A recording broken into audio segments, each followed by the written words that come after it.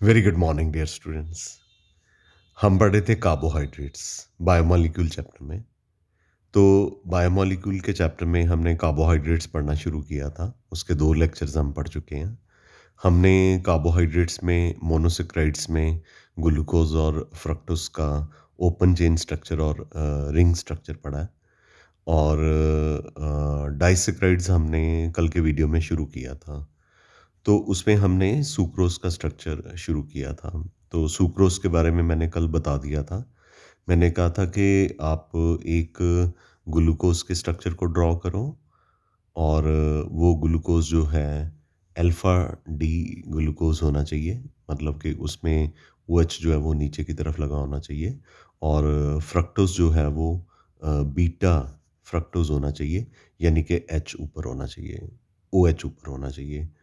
तो OH और OH जब जॉइन करेंगे तो वाटर जो है बाहर निकल जाएगा और ये ऑक्सीजन के थ्रू जॉइन कर जाएंगे ग्लूकोज और फ्रक्टोज के यूनिट। तो इस लिंकेज को ग्लाइकोसिडिक लिंकेज कहते हैं और ये जो स्ट्रक्चर आपका बना है वो सुक्रोज का बना है। तो आज के लेक्चर में हम बच्चे माल्टोज के बारे में पढ़ेंगे।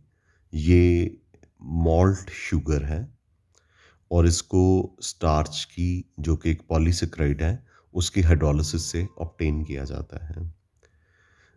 मॉल्ट वैसे बैरले के सीड से प्रोड्यूस होती है। ये एक मॉल्ट जो है उसको प्रोड्यूस करने के लिए, माल्टोज को प्रोड्यूस करने के लिए स्टार्च की हाइड्रोलिसिस एक एंजाइम जिसका नाम डायस्टेज है, डायस्टेज एंजाइम की प्रेजेंस में स्टार्च नाम के पॉलीसेक्राइड की हाइड्रोलिसिस की जाएगी तो माल्टोस मिल जाएगा। स्टार्च का या पॉलीसेक्राइड का जो जनरल फॉर्मूला है C6H10O5 N नंबर ऑफ होता है। तो हाइड्रोलिसिस करने के बाद हमें N नंबर ऑफ माल्टोस मिल जाते हैं। अब जो माल्टोस है वो किसका बना होता है? एक मोल जो माल्टोस का है उसमें दोनों के दोनों यूनिट जो हैं वो अल्फ़ा डी ग्लूकोज के होते हैं और ये एक रिड्यूसिंग शुगर है, यानी कि ये टॉलरेंस एजेंट और फेलिंग सॉल्यूशन को रिड्यूस कर देती है। ठीक है। तो ये टॉलरेंस एजेंट फेलिंग सॉल्यूशन को रिड्यूस करती है। इसके अलावा फिनाइल हाइड्रोजन के साथ चेक करके ऑसाजोन बनाते हैं। फिशर प्रोजेक्शन, यानी कि जो ओपन चेन स्ट्रक्चर आपको कल बना के दिए थे, तो फिशर और हॉवर्थ ने सजेस्ट किया था कि इनका रिंग चेन स्ट्रक्चर जैसे सुक्रोज में दोनों यूनिट्स जो हैं वो डिफरेंट हैं। एक अल्फ़ा ग्लूकोज और एक बीटा फ्रक्टोज है और ये जो है फर्स्ट कार्बन से अटैच है। तो लेकिन जो माल्टोज है उसमें दो ग्लूकोज यूनिट्स जो हैं आपस में लिंक होते हैं फर्स्ट कार्बन से और फोर्थ कार्बन से, और ये पायरेनोस फॉर्म में होते हैं। मैं आपको ये बना के बताता हूँ कि ये एग्जैक्टली कैसे होता है। सबसे पहले देखिए कि अल्फ़ा डी ग्लूकोज जो है वो क्या होता है ऐसे। ठीक है। पहले आप इसको 6 मेंबर्ड रिंग बना दीजिए। ये अल्फ़ा डी ग्लूकोज है। अल्फ़ा डी ग्लूकोज का ये फर्स्ट कार्बन है। फिर उसके बाद आपने सेकंड कार्बन पे HOH लिखना है, ये अल्फ़ा हो गया। फिर थर्ड पे आपको ओपन स्ट्रक्चर में बताया था OH ऊपर होता है, H नीचे होता है। फिर फोर्थ में वंस अगेन HOH, ये फोर्थ हो गया, ये थर्ड हो गया। फिफ्थ में H नीचे होता है, CH2OH ऊपर होता है, ये 6 कार्बन है। ये हमारा अल्फ़ा डी ग्लूकोज है और ये उसका फर्स्ट कार्बन है। ठीक है। अब मैं क्या करता हूँ कि मुझे माल्टोज बनाना है, तो माल्टोज का ये स्ट्रक्चर ड्राइव करना है। तो मैं आपको बता रहा हूँ कि ये कैसे ड्राइव होता है। तो इसके लिए मुझे क्या करना है, एक अल्फ़ा डी ग्लूकोज जो है वो और बनाना है। अगर अल्फ़ा डी ग्लूकोज और बनाना है तो नेचुरली ये स्ट्रक्चर अल्फ़ा डी ग्लूकोज़ और ये अल्फ़ा डी ग्लूकोज़ एग्ज़ैक्टली एक जैसे होंगे, ठीक है? ये H हो गया, OH हो गया, OH हो गया, H हो गया, H हो गया, OH हो गया, फिर H हो गया, CH2OH 6 हो गया। ये भी अल्फ़ा डी ग्लूकोज़ है। अगर आप इसमें से माल्टोज़ को प्रोड्यूस करना चाहते हैं, तो इसको हीट करने पे वाटर एलिमिनेट हो जाता है। जब वाटर एलिमिनेट हो जाएगा, इसको अब ऐसे ही छोड़ देते हैं, ठीक है? मतलब ये सारा ऐसे ही रहेगा। ये H हो गया, ये फर्स्ट कार्बन है, अल्फ़ा से जुड़ा हुआ है, ये ऑक्सीजन, ये ऑक्सीजन, ये वाली ऑक्सीजन। इसके ये 2 हाइड्रोजन के साथ जो नीचे बॉन्ड है, उनके साथ ये जुड़ जाएगी। तो ये 2 यूनिट आपस में जुड़ गए। बाकी सारा वैसे का वैसा ही। तो ये फर्स्ट कार्बन है, ठीक है? यहाँ पे कोई चेंजेस नहीं होंगे। HOH थर्ड कार्बन पे तो चेंजेस होते ही हैं। OH H, तो ये फोर्थ कार्बन है। तो इसमें लिंकेज किसके बीच में है? First carbon of alpha D glucose and fourth carbon of alpha D glucose. अब ये CH2OH H है। इसमें भी जैसे ये बनाया है, सारा ऐसे ही बना के दिखा देना है। मैं आपको बहुत डिटेल में बता रहा हूँ कि ये एग्जैक्टली कैसे जो है वो हुआ होगा, ठीक है? अब ये हमारा है माल्टोज। अब आप इस स्ट्रक्चर को इसके साथ कंपेयर कीजिए। इस स्ट्रक्चर को इसके साथ कंपेयर कीजिए। तो इसमें तो डायरेक्ट स्ट्रक्चर बनाया, इसमें मैंने वाटर एलिमिनेट करके ये स्ट्रक्चर बना के आपको दिया है। तो आई एम श्योर कि आपको क्लियर हो गया होगा कि ये माल्टोस जो है वो कैसे बना। ऐसे ही पीछे जो सुक्रोज का स्ट्रक्चर था वो ऐसे ही बना था, पर उसमें एक यूनिट ग्लूकोज का था और एक फ्रक्टोज का था। और आपने ये चीज़ लर्न करनी होती कि कहाँ पे ग्लाइकोसिडिक लिंकेज बनेगा, यानी कहाँ पे वाटर निकलेगा और ऑक्सीजन के थ्रू 2 कार्बन आपस में जब ज्वाइन करते हैं, that is a glycosidic linkage. Got it? Okay.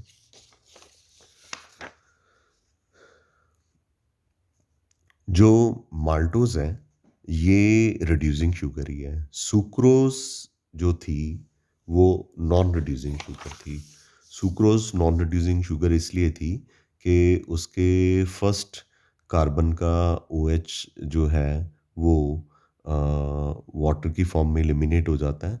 तो ये ग्लाइकोसिडिक लिंकेज की वजह से 1 और 1 के बीच में जब ग्लाइकोसिडिक लिंकेज होता है, तो या 1 और 2 के बीच में आप समझ लीजिए, क्योंकि ये सेकंड कार्बन है, तो ये 1 कार्बन है। 1 और 2 के बीच में जब ग्लाइकोसिडिक लिंकेज होता है, तो इनका जो कैपेबिलिटी होती है टॉलन रिएजेंट और फेनिंग सॉल्यूशन को रिड्यूस करने की, वो ख़त्म हो जाती है।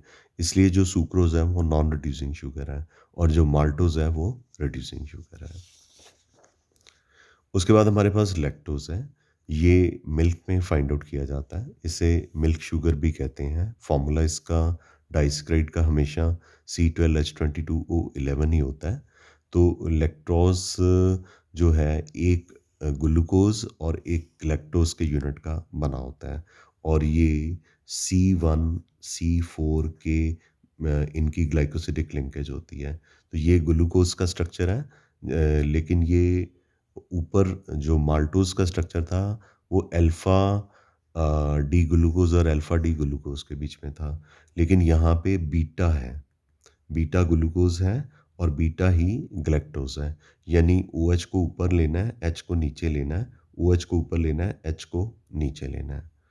तो फोर्थ कार्बन पे जब OH ऊपर था और इसका फर्स्ट कार्बन पे OH ऊपर है, तो वाटर एलिमिनेट हो गया। तो ग्लैक्टोज यूनिट का जो फर्स्ट कार्बन है और ग्लूकोज यूनिट का जो फोर्थ कार्बन है वो ऑक्सीजन के थ्रू आपस में अटैच होंगे।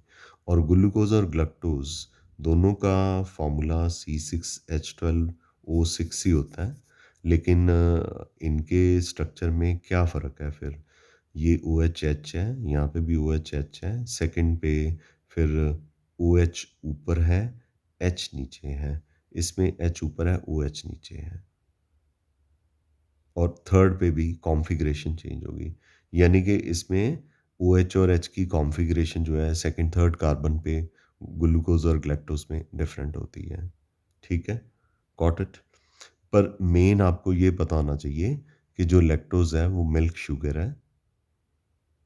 ये मिल्क में फाइंड आउट की जाती है और ये ग्लूकोज़ और गैलेक्टोज़ की बनी होती है, और इसकी हाइड्रोलिसिस के बाद हमें एक बीटा ग्लूकोज़ और एक बीटा गैलेक्टोज़ मिलता है, और हाइड्रोलिसिस से पहले जो बीटा डी लैक्टोज़ है उनकी लिंकेज C1 C4 होती है। ठीक है? और ये जो है लैक्टोज़ एक डाइस्क्राइड है। इसको हाइड्रोलाइज़ किया जा सकता है इमल्शन से, और इसके अलावा अ अ, उम, इमल्शन से नहीं, इसको हाइड्रोलाइज़ करते हैं एक एंजाइम से, जो कि ये ग्लाइकोसिडिक लिंकेज को ब्रेक कर देता है, और ये डाइसैकराइड होता है, तभी तो ये 2 यूनिट हमें प्रोवाइड करता है। और ये रिड्यूसिंग शुगर होता है, ये फेलिंग सॉल्यूशन और टॉलन रीजन को रिड्यूस करता है, और ओसाज़ोन और फिनाइल हाइड्रोजन को के साथ मतलब ओसाज़ोन फॉर्म करता है जब ये फिनाइल हाइड्रोजन के साथ रिएक्ट करता है, और ये म्यूटा रोटेशन का प्रोसेस भी फॉर्म करता है। और लैक्टोज़ की हाइड्रोलिसिस के लिए जो एंजाइम है वो एंजाइम ही इस ग्लाइकोसिडिक लिंकेज को ब्रेक करता है। ठीक है? Got it? अब 3 डाइसैकराइड पढ़ने के बाद सुक्रोज जो है वो नॉन रिड्यूसिंग शुगर है। ठीक है? माल्टोज और लैक्टोज ये जो हैं रिड्यूसिंग शुगर्स हैं। यानी कि sucrose Fehling solution Tollens reagent के साथ नहीं रिएक्ट करती, फिनाइल हाइड्रोजन के साथ ओसाज़न फॉर्म नहीं करती, लेकिन माल्टोज और लैक्टोज जो हैं वो रिड्यूसिंग शुगर्स हैं। एक चीज़ और, सुक्रोज में जो 2 यूनिट्स होते हैं, एक अल्फा डी ग्लूकोज होता है और एक हमारे पास बीटा फ्रक्टोज होता है। तो हम इसको यहाँ पे लिख लेते हैं कि sucrose is comprised of 1 alpha D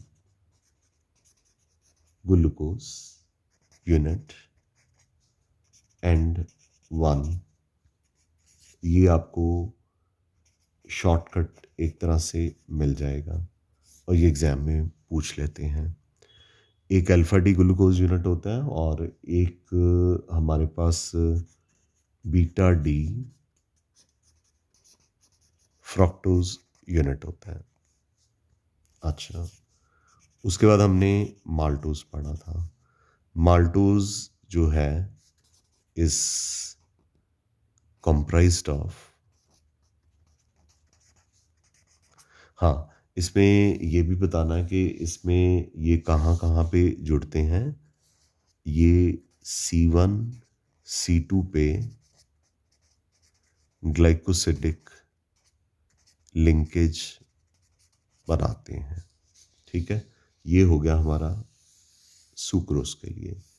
maltose जो कि एक्सक्यूज मी, माल्टोस जो है माल्ट शुगर है, और ये माल्ट शुगर मैंने आपको बताया कि ये किसकी बनी होती है। ये दोनों ही अल्फा डी ग्लूकोज यूनिट की बनी होती है।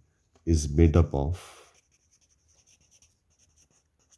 या is comprised of two alpha D glucose units, और इनकी C1 C4 पे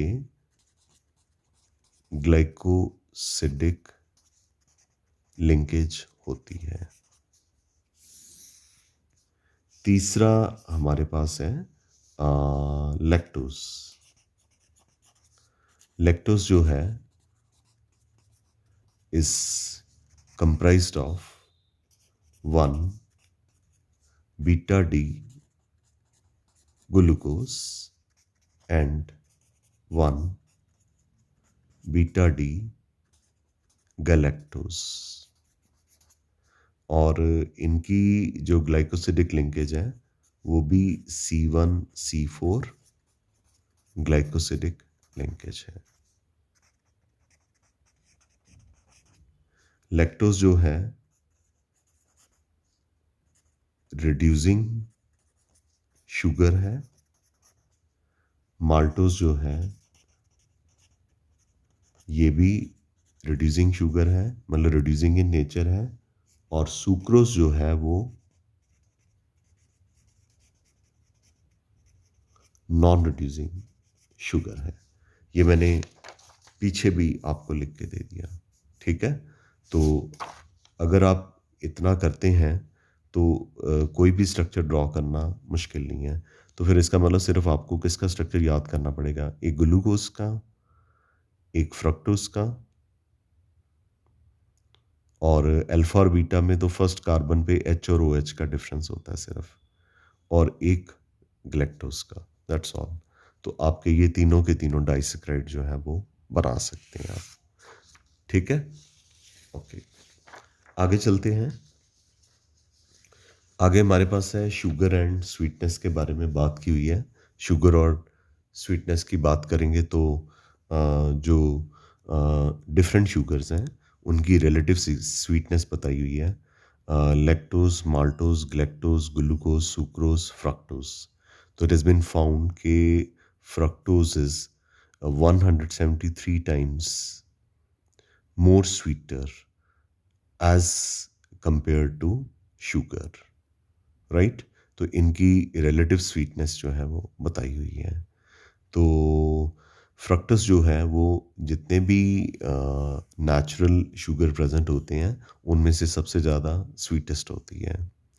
जो आर्टिफिशियल स्वीटनर होते हैं उसमें सैकरीन है, ये chemistry in everyday life chapter में पढ़ाया था। 500 गुना ज़्यादा मीठी होती है चीनी के मुकाबले में, लेकिन ये आर्टिफिशियल स्वीटनर है। और एक प्रोटीन होती है मोनोलिन, जो कि 2000 गुना ज़्यादा स्वीट है शुगर के मुकाबले में। और एक पेप्टाइड एस्पार्टेम होता है जो कि बर्फ़ के गोले के ऊपर भी डालते हैं, 160 गुना मीठा होता है शुगर के मुकाबले में, सुक्रोज के मुकाबले में। So far as reducing and non-reducing sugar is concerned, I've already told you very clearly कि ऐसी शुगर्स यानी कि सेक्राइड जो कि फेलिंग सोल्यूशन और टॉलन रीजन को रिड्यूस करती हैं उनको रिड्यूसिंग शुगर कहते हैं। जितने भी मोनोसेक्राइड्स होते हैं और डाइसेक्राइड्स होते हैं वो सारे रिड्यूसिंग होते हैं, सिर्फ एक शुगर को छोड़ के, सुक्रोज को छोड़ के। और नॉन रिड्यूसिंग शुगर जो हैं उनमें अल्फा हाइड्रोक्सी एल्डिहाइड या अल्फा हाइड्रोक्सी कीटोन ग्रुप जो है वो होता है। तो ये अल्फा हाइड्रोक्सी कीटोन या अल्फा हाइड्रोक्सी अल्फा पोजीशन पे हाइड्रोक्सी है, और ये अल्फा हाइड्रोक्सी एल्डिहाइड है, और ये अल्फा हाइड्रोक्सी कीटोन है। ये फंक्शन ग्रुप है, उसका जो नेक्स्ट कार्बन होता है वो अल्फा होता है। ये सारे जो हैं रिड्यूसिंग शुगर में प्रेजेंट होते हैं। तो अगर ये ग्रुप एक्सपोज्ड हो तो फिर ये टॉलन रीजन फेलिंग सोल्यूशन में रिएक्ट कर जाते हैं, उनको रिड्यूस कर देते हैं। सुक्रोज़ में क्या होता है कि ये वाले ओएच ग्रुप जो हैं वो यूज़ हो जाते हैं। अगर आप सुक्रोज़ का स्ट्रक्चर देखो दोबारा से, सुक्रोज़ का स्ट्रक्चर अगर आप देखो तो ये सुक्रोज़ का स्ट्रक्चर है। तो इसका जो ओएच ग्रुप है, ये फ्रक्टोज़ है, इसका ओएच ग्रुप, और ग्लूकोज़ का भी ओएच ग्रुप जो है, वो यूटिलाइज़ हो गया ग्लाइकोसिडिक लिंकेज बनाने में। ये फिर टॉलन रिएजेंट और फेलिंग सॉल्यूशन के साथ रिएक्ट नहीं कर सकता। तो अब आपको ये और भी क्लियर हो गई। रिड्यूसिंग शुगर में अगर साइक्लिक स्ट्रक्चर भी बन जाएँ ओएच के, तो इस तरह से हेमी एसिटल और हेमी कीटल बन जाते हैं। लेकिन जो नॉन रिड्यूसिंग शुगर्स होते हैं, वो फेलिंग सॉल्यूशन या टॉलरेंट रिएजेंट को रिड्यूस नहीं करते। इनको नॉन रिड्यूसिंग शुगर कहते हैं, क्योंकि इनमें फ्री एल्डिहाइडिक या फ्री कीटोन ग्रुप हाइड्रोक्साइड के साथ जो कार्बोनिल ग्रुप के साथ प्रेजेंट होता है, वो नहीं प्रेजेंट होता। मतलब ये ओएच है और ये एल्डिहाइड है, ये ओएच है और ये कीटोन है। तो ये ओएच ग्रुप एल्डिहाइड के साथ फ्रीली अवेलेबल नहीं होता। ये ओएच ग्रुप कीटोन के साथ फ्रीली अवेलेबल नहीं होता सुक्रोज़ के केस में। इसलिए जो सुक्रोज़ है, वो नॉन रिड्यूसिंग शुगर है। ठीक है? सो जितने भी मोनोसैकेराइड हैं, उनमें फ्री सीएचओ ग्रुप प्रेज़ेंट होता है, तो उनको रिड्यूसिंग शुगर कहते हैं। ग्लूकोज़, फ्रक्टोज़ इसकी एग्ज़ाम्पल है। डाइसैकेराइड में माल्टोज़ और लैक्टोज़ भी रिड्यूसिंग शुगर है और सुक्रोज़ नहीं है। मैं बार-बार आपको ये चीज़ पीछे बता चुका हूँ। अब हमने इन्वर्शन ऑफ केन शुगर के बारे में पढ़ना है। ये मैंने मेरे ख़्याल से आपको कल भी बताया था, कल के वीडियो में। ये जो सुक्रोज़ है, ये प्लेन पोलराइज्ड लाइट को राइट हैंड साइड पे 66.5 डिग्री एंगल से रोटेट करता है। वाटर की प्रेजेंस में और इन्वर्टेज नाम के एंजाइम की प्रेजेंस में हमें इसकी हाइड्रोलिसिस के बाद ग्लूकोज और फ्रक्टोज मिलते हैं। ग्लूकोज प्लेन पोलराइज्ड लाइट को राइट रोटेट करता है और फ्रक्टोज जो है वो प्लेन पोलराइज्ड लाइट को लेफ्ट रोटेट करता है। पर जो एंगल है लीवो रोटेशन का, वो डेक्स्ट्रो रोटेशन के एंगल से बहुत ज़्यादा है। एज ए रिज़ल्ट ये जो मिक्सचर है, मैंने कल के वीडियो में भी बताया था, वो लीवो रोटेटरी इन नेचर हो गया, लीवो रोटेटरी हो गया। और जो सुक्रोज है, वो प्लेन पोलराइज्ड लाइट को राइट रोटेट कर रहा है, तो ये क्या हो गया, डेक्स्ट्रो रोटेटरी हो गया।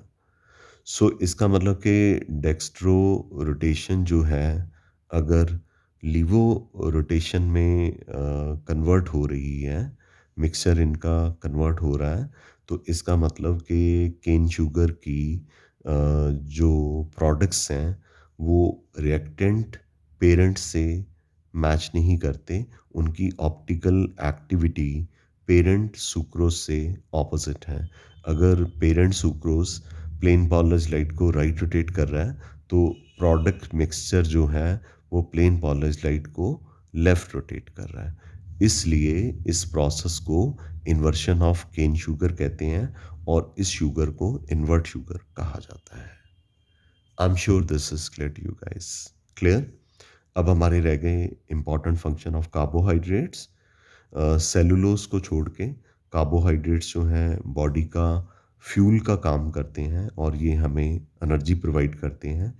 ये ग्लूकोज की oxidation slowly series of steps में करते हैं और हमें एनर्जी प्रोवाइड करते हैं। ये ग्लूकोज है, उसकी ऑक्सीडेशन हो रही है, कार्बन डाइऑक्साइड वाटर के अलावा हमें एनर्जी भी मिल रही है। पॉलीसेक्राइड जो है, पहले उनकी हाइड्रोलिसिस होती है तो हमें मोनोसेक्राइड मिल जाता है, या पहले डाइसेक्राइड मिल जाता है, फिर डाइसेक्राइड से मोनोसेक्राइड मिल जाता है, फिर मोनोसेक्राइड का ये रिएक्शन होता है, तो फिर हमें एनर्जी मिलती है। मतलब पॉलीसेक्राइड डायरेक्टली हमें एनर्जी प्रोवाइड नहीं करते, जैसा कि यहाँ पे दिखाया गया है कि स्टार्च की हाइड्रोलिसिस अल्फा अमाइलेज से करने से माल्टोस मिल जाता है और माल्टोस की हाइड्रोलिसिस माल्टेस की प्रेजेंस में हमें ग्लूकोज मिल जाता है। इसके अलावा जो कार्बोहाइड्रेट्स हैं, वो एनर्जी का स्टोरेज है, भंडार है, और लिविंग ऑर्गेनिज्म के लिए काम आते हैं। अगर कोई इमरजेंसी होती है, जैसे इलनेस है या फास्टिंग होती है, तो बॉडी के अंदर से ये कार्बोहाइड्रेट्स यूज़ हो जाते हैं। ये सेल्स का स्ट्रक्चरल मटेरियल हैं, जैसे कि सेलुलोज। प्लांट्स की जो सेल वॉल होती है वो किसकी बनी होती है? लोअर क्लासेस में आपने पढ़ा, सेलुलोज की बनी होती है।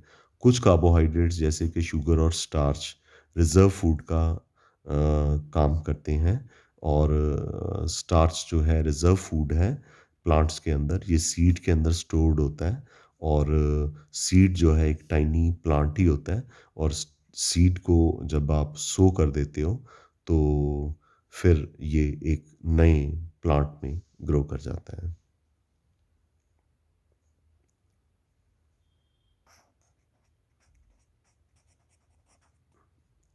तो जो अ, ये कार्बोहाइड्रेट्स हैं, carbohydrates are stored in liver and muscles and act as a reserve food material in the animals, right? Nucleic acid में आरएनए और डीएनए राइबोज और 2 डीऑक्सीराइबोज की बनी होती है। आरएनए राइबोज शुगर का बना होता है, डीएनए 2 डीऑक्सीराइबोज शुगर का बना होता है। और शुगर क्या होते हैं? सेक्राइड्स। सेक्राइड्स क्या होते हैं? कार्बोहाइड्रेट्स। तो इसका मतलब कि कार्बोहाइड्रेट्स आरएनए और डीएनए को बनाने में काम आते हैं। इसके अलावा एटीपी का नाम आपने बहुत बार सुना हुआ है, एडिनोसिन ट्राइफॉस्फेट। तो इसमें जो राइबोज नाम का मोनोसेक्राइड है, एटीपी का एक इम्पॉर्टेंट पार्ट होता है।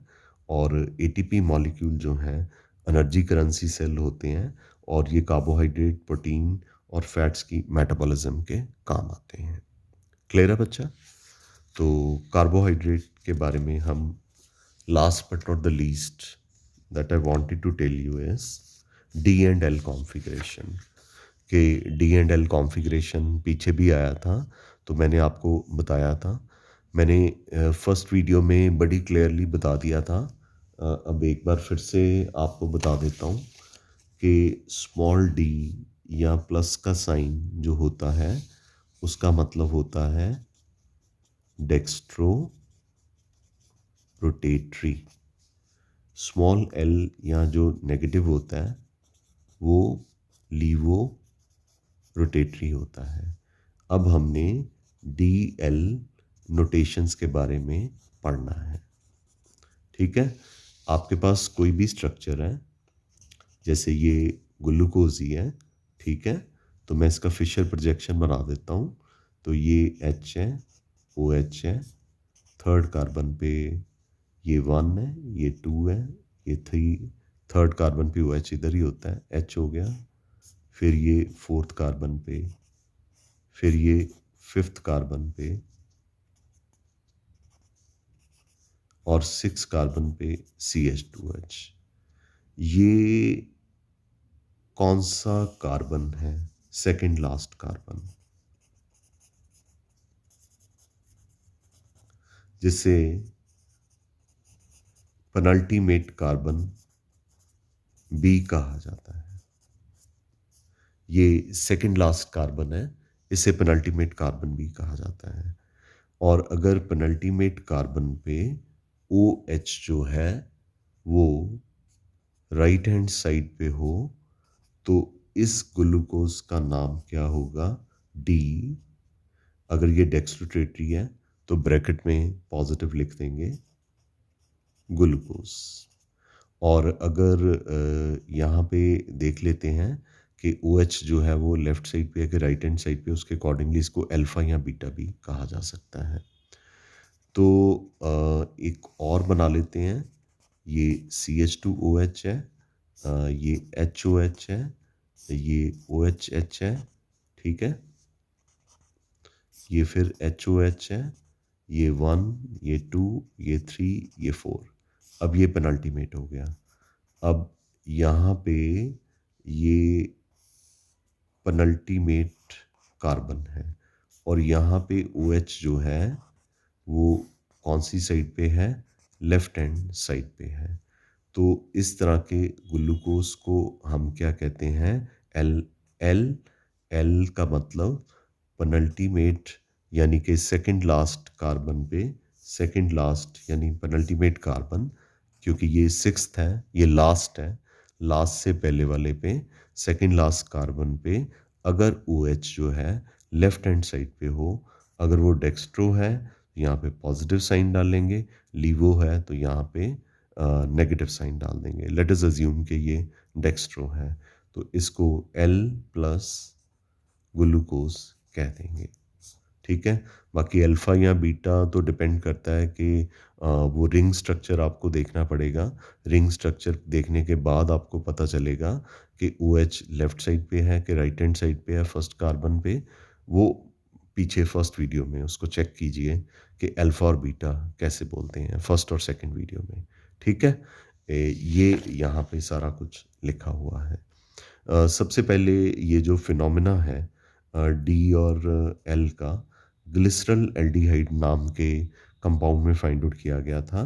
तो यहाँ पे ओ एच जो है वो राइट हैंड साइड पे है। यहाँ पे तीन ही कार्बन है, 1 2 3। तो ये पेनल्टीमेट कार्बन हो गया। पेनल्टीमेट कार्बन पे O H right hand side पे है तो उसको डी ग्लिसरल एल्डिहाइड बोल दिया है। और यहाँ पे ये जो ओ एच है पेनल्टीमेट कार्बन पे लेफ्ट हैंड साइड पे है तो इसे एल ग्लिसरल एल्डिहाइड बोल दिया गया है। आई एम वेरी श्योर कि आपको कार्बोहाइड्रेट्स जो हैं वो मैंने अच्छी तरह से करवाने की कोशिश की है। तो आपको ये समझ लग गया होगा। बायोमोलिक्यूल चैप्टर +2 का केमिस्ट्री का, उसमें हमने कार्बोहाइड्रेट्स जो हैं फिनिश कर लिए। अब हमारा अगला पार्ट जो करने वाला होगा प्रोटीन्स और न्यूक्लिक एसिड होगा, राइट? उसमें भी 3-3 लेक्चर जो हैं वो लग जाएंगे। ठीक है। थैंक यू वेरी मच बच्चा। We call it a day. Love you all. See you tomorrow. Good day.